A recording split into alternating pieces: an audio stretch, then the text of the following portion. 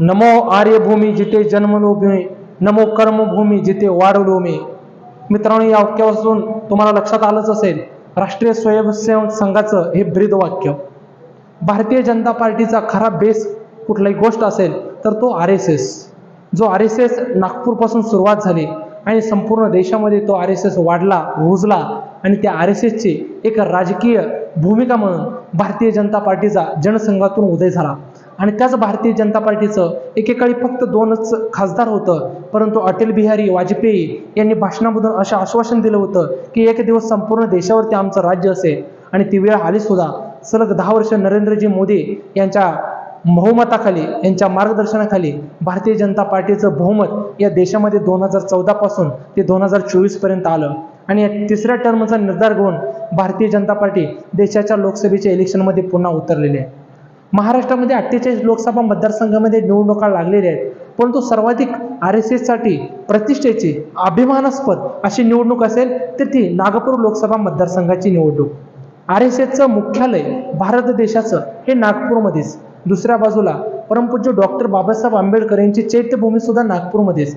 आणि दुसऱ्या बाजूला नितीन गडकरींसारखं जे देशाला चेहरा मिळालेलं, देशासाठी भारतीय जनता पार्टीचा नामांकित चेहरा म्हणून देश पातळीवरती माहीत असलेले व्यक्तिमत्व म्हणजे नितीनजी गडकरी.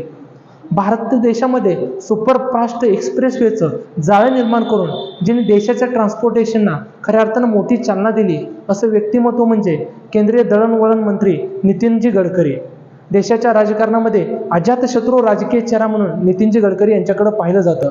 महाराष्ट्राच्या राजकारणामध्ये सुद्धा सर्वच विरोधी पातळीवरील सर्वच नेत्यांशी सलोख्याचा आणि मैत्रीपूर्ण संबंधित असणारा नेता म्हणजे नितीनजी गडकरी.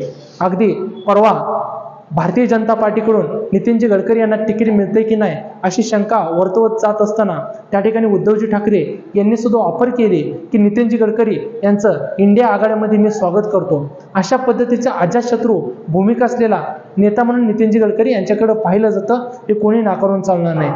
गेल्या 5-10 वर्षामध्ये नितीनजी गडकरी यांनी जी काही कामं केली देशामध्ये, त्यांनी तरुणांसाठी जे व्हिजन मांडलं त्यासाठी नक्कीच तरुण त्यांच्यासाठी इन्फ्लुएन्स झालेला हे कोणी नाकारून चालणार नाही. देशामध्ये इथेनॉलची निर्मिती असेल, त्याचबरोबर येणाऱ्या काळामध्ये इलेक्ट्रॉनिक वाहनांना कशा पद्धतीने संधी दिली पाहिजे, इलेक्ट्रॉनिक गोष्टीसाठी आपण बजेटमध्ये किती तरतूद केली पाहिजे, यासाठी नियोजनबद्ध असं अभ्यासपूर्ण मतं मांडणारा नेता म्हणून नितीनजी गडकरी यांच्याकडे पाहिलं जातं. दुसऱ्या बाजूला नितीनजी गडकरी यांनी कोणतीही आपली पिढी आजपर्यंत राजकारणामध्ये आणली नाही. माझ्या राजकारणावरती माझ्या भारतीय जनता पार्टीच्या कार्यकर्त्यांचाच हक्क राहील अशा पद्धतीचं ठामपणे सांगणारे भारतीय जनता पार्टीचे नितीन गडकरी हे इतर नेत्यांपेक्षा हटके वाटतात, हे याच गोष्टीमुळं. दुसऱ्या बाजूला नितीनजी गडकरी यांनी जे काही नागपूर सिटीमध्ये काम केलेलं आहे, नितीनजी गडकरी यांचा भारतीय जनता पार्टीचा नक्कीच हिंदुत्वाचा जरी अजेंडा असला तरी सर्व धर्म समभावांना, सर्व धर्मांना, जातींना बरोबर घेऊन विकासात्मक दृष्टीनं एकाच विकासाच्या जातीवरती चालण्याचा महामंत्र नितीन गडकरी यांनी नागपूर लोकसभा मतदारसंघामध्ये दिलेला आहे. दुसऱ्या बाजूला नागपूर लोकसभा मतदारसंघामध्ये भारतीय जनता पार्टीच्या आणि नितीन गडकरी यांच्या विरोधामध्ये उभा करायला तितकासा प्रभावी आणि शक्तिशाली उमेदवार काँग्रेस ना की शिवसेना ना की राष्ट्रवादी कोणत्याही गटाकडे नाही, हे कोणी नाकारून चालणार नाही. कारण नितीन गडकरी असेल, भारतीय जनता पार्टीचा नागपूर हा नेहमीच बालेकिल्ला राहिलेला आहे. त्या बालेकिल्ल्यामध्ये विरोधातील नेतृत्व उभं राहणं आणि ते नेतृत्व नितीन गडकरी सारखा नेत्याला लोकसभेमध्ये टक्कर देणं, अशा पद्धतीने नेतृत्व उभं राहणं हे भविष्यामध्ये सुद्धा होईल की नाही हे सुद्धा अशक्यप्राय गोष्ट वाटते. विदर्भ ज्यावेळेस स्वतंत्र होईल, विदर्भाच्या स्वतंत्रतेचा अजेंडा नक्कीच भारतीय जनता पार्टीच्या पुढे आहे. ज्या दिवशी भविष्यामध्ये जर का तशी वेळ आलीच तर नागपूर ही विदर्भाची राजधानी असेल. इतकी मोठी आणि भविष्यामध्ये झपाट्यानं वाढणार शहर म्हणून नागपूरकडे पाहिलं जातं.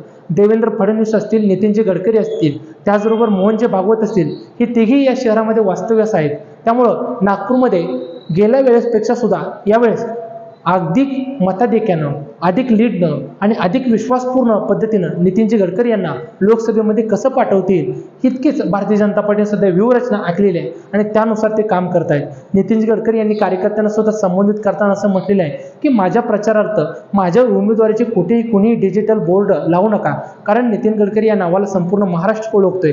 त्यामुळं मतदार येतील, मला मतदान करतील, फार तर मी मतदारांच्या घरी जाईन, गाठीभेटी घेईन आणि संध्याकाळी तरी चला मी सभा घेत जाईन आणि त्यामधूनच मी चांगल्या मताधिकाने निवडून येईल. नितीनजी गडकरी यांनी विरोधी उमेदवाराला सुद्धा त्यांच्या निवडणुकीसाठी शुभेच्छा दिलेल्या आहेत. इतकं उमदा मन आणि इतका दिलदार मनाचा असलेला उमेदवार नक्कीच देशाच्या राजकारणामध्ये पुन्हा एकदा चांगल्या मताधिक्याने निवडून जातो का हे पाहणं महत्त्वाचं ठरेल. माझ्या व्हिडिओविषयी तुम्ही मला कमेंटच्या माध्यमातून प्रतिक्रिया कळवू शकता. तुर्तास येतो. धन्यवाद.